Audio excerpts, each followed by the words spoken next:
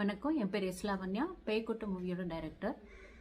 இன்னைக்கு எதை பற்றி பார்க்க போகிறோம் அப்படின்னா, ஒருத்தர் மேலே ஒருத்தர் அலாதி பிரியம் காதல் அப்படின்னு சொல்லிக்கிறாங்க. நீ இல்லாமல் நான் இல்லை அப்படின்னு நிறைய டயலாக் பேசுகிறாங்க.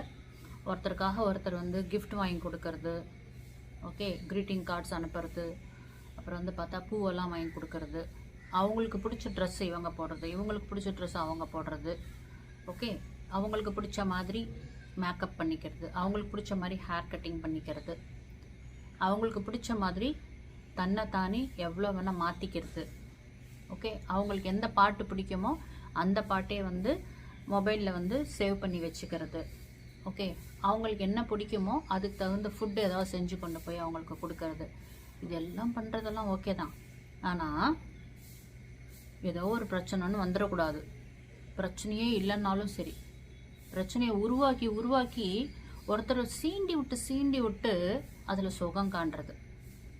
இது என்ன தெரியுமா, ஒரு ப்ளஷர். இது எந்த மாதிரி ப்ளஷர்னு சொல்லி அந்த வார்த்தையை எனக்கு சொல்லி விவரிக்க முடியல. ஏன்னா சாடிஸ்டிக் ப்ளஷர் அப்படின்னு சொல்லி தப்பாக போயிடும். ஓகே, ரொமான்டிக் ப்ளஷர் அப்படின்னு சொல்ல முடியாது, லஸ்ட் ப்ளஷர்னு சொல்ல முடியாது, இல்லை எமோஷ்னல் ப்ளஷர்னு சொல்ல முடியாது. எந்த மாதிரி சொன்னாலும் இப்போ நான் சொல்லக்கூடிய விஷயத்துக்குள்ள அது மேட்ச் ஆகாது. இது வேறு மாதிரி ஒரு ஈகோ ப்ளஷர். ஓகேங்களா, என்னன்றதை பார்த்துடலாம். ஏன்னா இது எல்லா லவ்வர்ஸுமே பண்ணக்கூடிய ஒரு பெரிய தப்பு. இப்போ பாருங்கள், இது எல்லாமே பண்ணிக்குவாங்க ரெண்டு பேரும், ஒருத்தருக்கு ஒருத்தர் அந்யோன்யமாக அவங்களுக்கு தேவையான இது எல்லாமே பண்ணுவாங்க. ஒரு பர்த்டே வந்துச்சுன்னா இவங்க பர்த்டேவை கூட அவங்க கண்டுக்கவே மாட்டாங்க. ஆனால் அவங்க பர்த்டேவை உழுந்து கொண்டாடுறது, கையில் காசு இல்லைனாலும் இங்கே அங்கே கடனை உடனே வாங்கி செஞ்சாவது அவங்களுக்கு என்ன பிடிக்குமோ அந்த கிஃப்ட்டு அவங்களுக்காக ப்ரெசன்ட் பண்ணோம் அப்படின்லாம் ரொம்ப ட்ரை பண்ணி அதை பண்ணுறது. இந்த மாதிரி இது வெறும் இம்ப்ரெஸ்க்காக தான் பண்ணுறாங்களா அப்படின்னா அப்படி கிடையாது. வெறும் இம்ப்ரெஸ்க்காக பண்ணலை, ஒரு உள்ளன்போடு ஒரு ஆசையாக தான் அவங்க பண்ணுறாங்க, இவங்களும் சரி அவங்களும் சரி. ஆனால் அந்த மனசுக்குள்ளார ஒரு இன்ஃபீரியாரிட்டி காம்ப்ளெக்ஸ் ஒன்று இருக்கும், இல்லைனா இன்செக்யூர்டு காம்ப்ளெக்ஸ் ஒன்று இருக்கு. சரியா, எங்கே இவள் என்னை விட்டு போயிடுவாளோ ஒன்று. ரெண்டாவது இன்ஃபீரியராக திங்க் பண்ணுறது. எப்படின்னா அவங்க இவங்களை விட ஒரு பெரிய ஆள் மாதிரியும் இவங்க சின்னவங்க மாதிரியும் அவங்களுக்கு ஃபீல் ஆகும். லவ் பண்ண உடனேவே, லவ் பண்ணுறதுக்கு முன்னாடி வரைக்கும் இவங்க தான் ஒரு கெத்து மாதிரி இருக்கும். சரியா, யார் லவ் பண்ணுறேன்னு சொல்கிறாங்களோ அவங்க என்னமோ டம்மி பீஸ் மாதிரி தெரியும். ஓகே, எப்போ இவங்க ரெண்டு பேரும் அக்செப்ட் பண்ணிவிட்டு லவ் பண்ணிக்கிட்டு இருக்காங்களோ அப்போ உடனேவே இந்த பர்சனுக்கும் என்ன தோணுன்னா அவங்க டம்மியாகவும் அடுத்த பர்சன் பெரிய ஆள் மாதிரியும் அப்படி ப்ரொஜெக்ட் ஆகி தெரியும். அவங்களுக்கும் அதே மாதிரி. சரியா, இது என்ன காரணம் அப்படின்னா இந்த மாதிரி ஓவரான ஒரு அஃபெக்ஷன்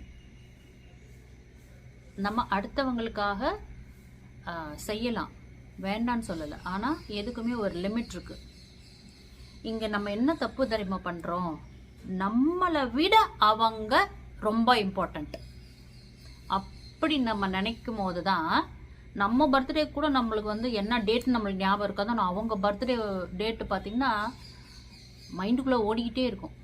அந்த பர்த்டேக்கு பார்த்திங்கன்னா 3 மாதம் 2 மாதம் 4 மாதத்துக்கு முன்னாடி இருந்து பிளானிங் போயிட்டுருக்கும். இதை வாங்கி தரணும், அப்படி பண்ணணும், இப்படி பண்ணணும், அந்த பர்த்டேவை எப்படி செலிப்ரேட் பண்ணலாங்கிறது அப்படியே மனக்காட்சியாக அப்படியே ஓடிக்கிட்டே இருக்கும்.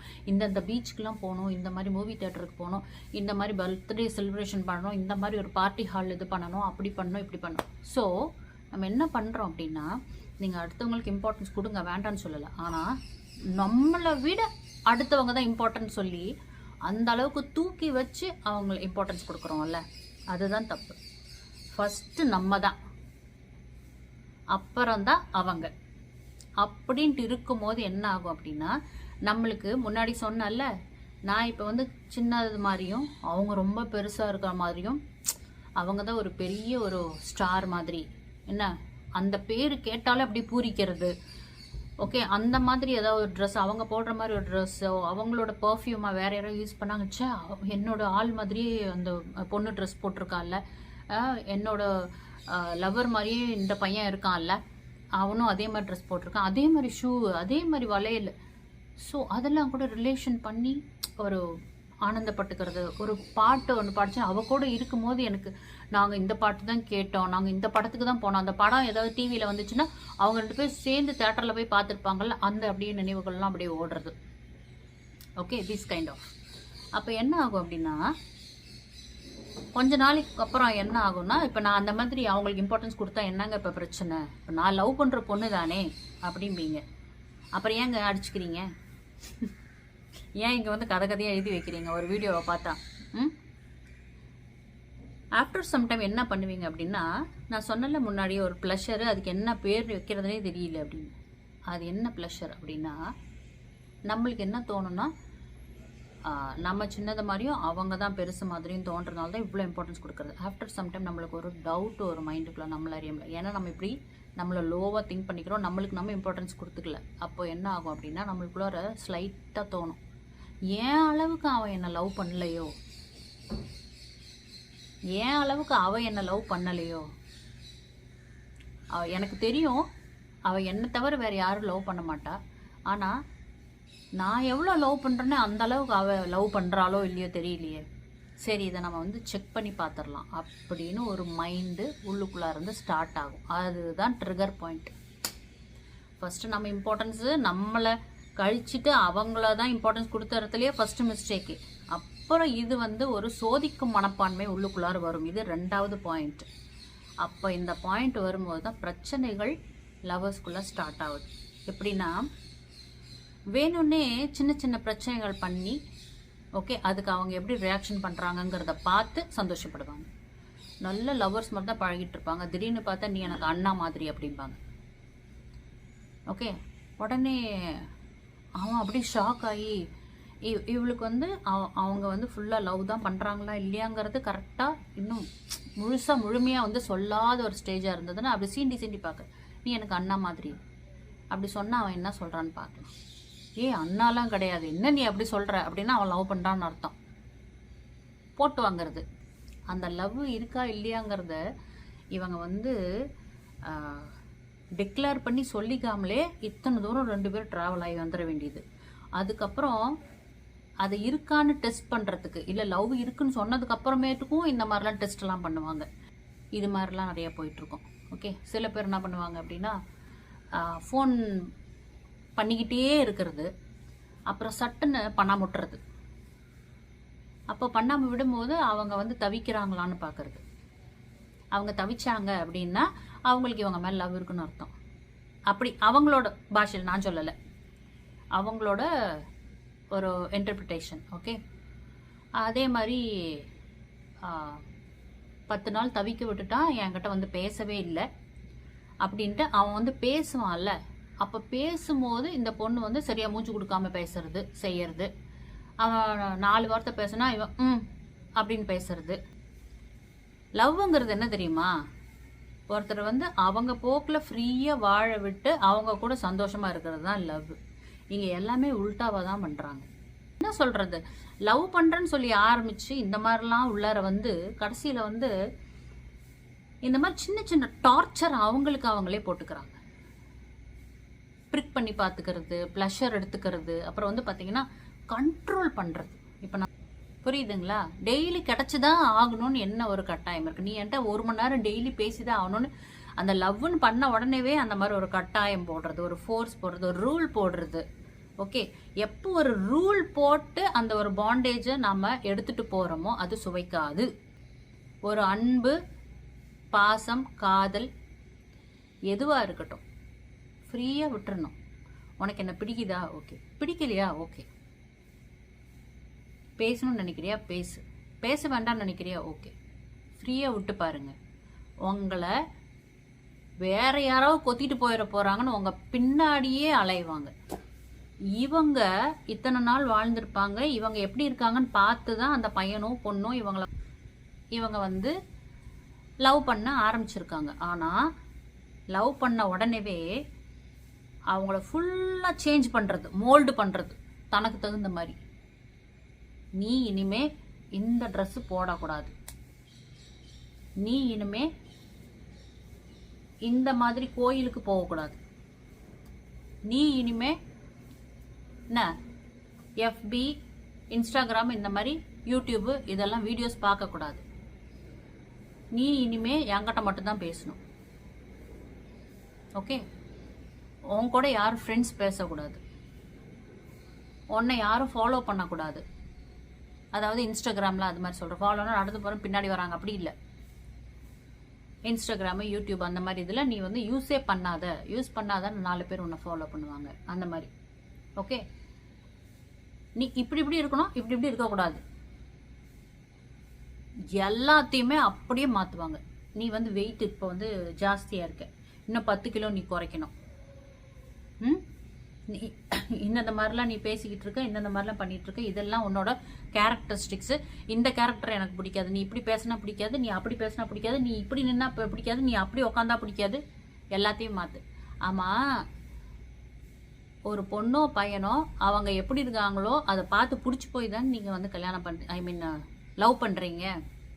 லவ் பண்ண உடனேவே அவங்கள ஃபுல்லாக சேஞ்ச் பண்ணிட்டா அப்புறம் எப்படி உங்களுக்கு அவங்கள பிடிக்கும்?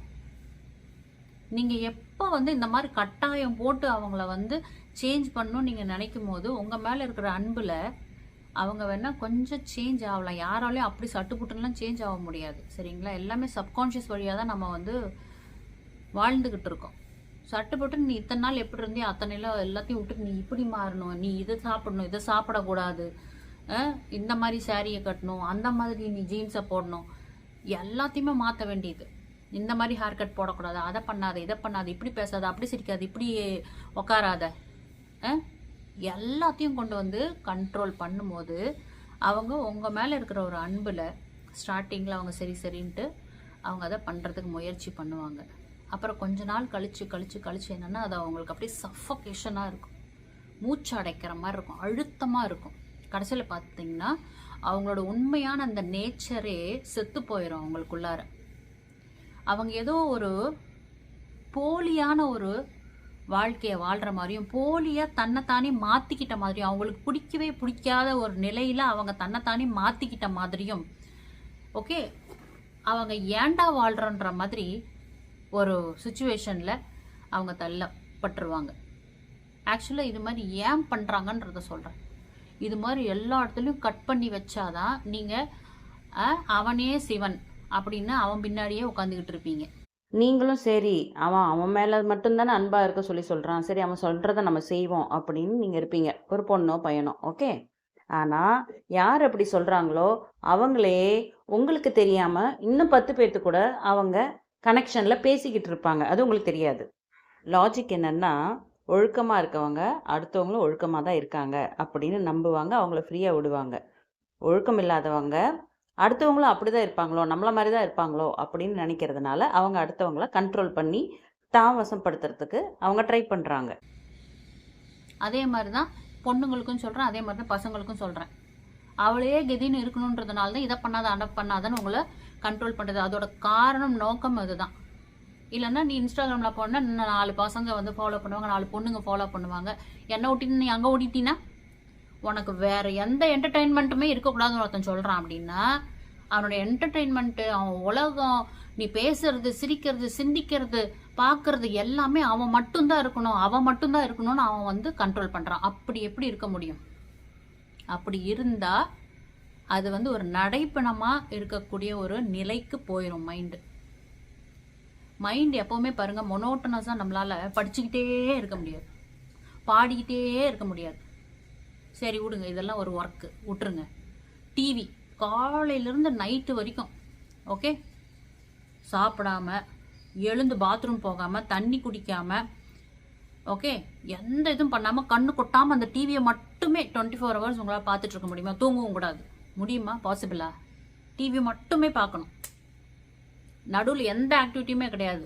ஒரு போட்டு ஃபெவிகால் போட்டு ஒரு சேரில் உட்காந்து ஒட்ட வச்சு நீ அதை பார்த்துக்கிட்டே இருந்து 24 ஹவர்ஸ் உங்களை பார்க்க வச்சோம்னா அந்த டிவி வந்து நீங்கள் வந்து ஒரு என்டர்டெயின்மெண்ட்டாக ஹாப்பியாக பார்க்க மாட்டீங்க, தண்டனையாக இருக்கும். ஐயோ 24 மணி நேரம் இப்படி நான் பார்த்துக்கிட்டே இருக்கணுமா, அட்டாட்டா ஐயோ இன்னும் எவ்வளோ நேரம் ஆக போதோ தெரியலன்னு டைம் பார்த்துக்கிட்டே இருப்பீங்க. இப்போ புரியுதா? அது மாதிரி தான் எப்போ நம்ம வேற ஒரு விஷயத்துக்கு போயிட்டு ஒரு ரெஃப்ரெஷ் ஆகிட்டு வேற ஒரு விஷயத்தில் நம்ம மனசை போட்டுட்டு அப்புறம் வந்து நம்ம இதை பண்ணுறோம். படிக்கிறவங்களும் பார்த்தீங்கன்னா நிறைய படிச்சுக்கிட்டே இருந்துட்டு ஒரு ரெஃப்ரெஷ் ஆகிறதுக்கு வெளியே போய் ஒரு டீ குடிக்கிறது, இல்லை ஏதோ ஒரு சின்னதாக ஒரு பாட்டு கேட்டுட்டு வர்றது, இல்லை ஏதோ ஒரு ஃப்ரெண்டுக்கிட்ட பேசுறது, அதுக்கப்புறம் மறுபடியும் வந்து படிப்பாங்க. அப்போ மைண்ட் வந்து ரிஃப்ரெஷ் ஆகும். அது மாதிரி தான் இந்த உறவுகள், அதுக்குள்ளார போட்டு இந்த மாதிரி திணிச்சு கண்ட்ரோல் பண்ணோன்னா அது பிச்சுக்கிட்டு போயிடும், நிற்காது. இந்த மாதிரி பண்ணுற உறவுகள்லாம் நிற்கவும் நிற்காது, நிலைக்கவும் நிலைக்காது. அது நிலைக்கணும் அப்படின்னா அது உங்கள் கையில் தான் இருக்குது. நான் சொல்கிறதுனால ஒன்றும் ஆகாது, சரிங்களா? உங்கள் கையில் தான் இருக்குன்னா இந்த மாதிரி தவறுகள்லாம் பண்ணாமல் இருக்கும்போது அந்த உறவுகள் ஆட்டோமேட்டிக்காக நம்மக்கிட்ட ஒட்டிக்கிட்டு நீ தான் வேணும்னு இருக்கும். எப்போ நம்ம ஃப்ரீடம் கொடுக்குறோமோ, உனக்கு என்னென்னலாம் பிடிக்குதோ நீ செய், உன் விருப்பப்படி நீ வாழ், நீ என்ன ஆசைப்படுறியோ அந்த ஆசைகளை நீ நிறைவேற்றிக்கோ, உன்னால் முடிஞ்சது நீ எனக்கு பண்ணால் போதும், நீ என்ன வேணால் பண்ணு அப்படின்னு நீங்கள் ஃப்ரீயாக விட்டு பாருங்கள். அவங்க அவங்களுக்காக வாழ்கிறதோட உங்களுக்காக ஆசையாக வாழ்வாங்க. ஃபோர்ஸ்ஃபுல்லாக வாழ மாட்டாங்க. அவங்களையும் அவங்க பார்த்துக்குவாங்க, உங்களையும் பார்த்துக்குவாங்க. ரொம்ப ஹாப்பியாக அந்த ஒரு அண்டர்ஸ்டாண்டிங்கோடு அந்த லைஃப் போகும். ஓகே, செல்ஃபிஷான வாழ்க்கையோ இல்லை சந்தேகப்படுற வாழ்க்கையோ, இந்த மாதிரி சீண்டி சீண்டி குத்தி விட்டு அதில் ஒரு சுகம் காண்ற ஒரு ப்ளஷர் பார்க்குற ஒரு லைஃபோ அந்த மாதிரி இல்லாமல் ஒரு சந்தோஷமாக லைஃப் போகும். ஆனால் சில பேரோட கேரக்டர்ஸ் வந்து அவங்க பிறவியிலேருந்தே இப்படி தான் இருக்கிறாங்க அப்படின்னா அவங்களெல்லாம் மாற்ற முடியாது. அப்போது சில பேர் அந்த மாதிரி இருக்காங்க அப்படின்னா, இந்த வீடியோவை நீங்கள் பார்க்குறீங்க அப்படின்னா அந்த மாதிரி இருக்கிறாங்க அப்படின்னா, ரொம்ப டாக்ஸிக்கான பீப்புளாக யாராவது இருக்காங்க அப்படின்னா, ஓகே, நீங்கள் கொஞ்சம் ஜாக்கிரதையாக இருங்க. ஓகே, நீங்கள் அதை விட்டுட்டு வாங்க இல்லை வந்துடாதீங்க அப்படின்னு சொல்கிறதுக்குலாம் நான் யாரும் கிடையாது. ஸோ வீடியோவை பார்த்துலாம் நீங்கள் எந்த முடிவும் எடுக்க வேணாம். பட் நான் என்ன சொல்கிறேன் அப்படின்னா, கொஞ்சம் ஜாக்கிரதையாக நீங்கள் உங்களோட லைஃப்பை வந்து நீங்கள் எடுத்துகிட்டு போங்க அப்படிங்கிறது தான் நான் இந்த வீடியோ மூலமாக உங்களுக்கு ரிக்வெஸ்ட் பண்ணுறேன். ஓகே, இந்த வீடியோவை பார்க்கும்போது ஹைப் ஆப்ஷன் வரும், ஹைப் பண்ணி விடுங்க. சப்ஸ்கிரைப் பண்ணிவிட்டு பாருங்கள். கிளாஸில் வந்து ஜாயின் பண்ணணும்னு நினைக்கிறவங்க நம்பரில் மெசேஜ் மட்டும் பண்ணுங்கள், கால் பண்ணாதீங்க. மெம்பர்ஷிப்லாம் கூட இருக்குது, அது கூட யாராவது ஜாயின் பண்ணுறதுனா பண்ணிக்கோங்க. நிறைய யூஸ்ஃபுல்லான வீடியோஸ் இருக்குது. பிரபஞ்சத்திற்கும் நன்றி, இந்த வீடியோவை பார்க்குற எல்லாத்துக்கும் நன்றி.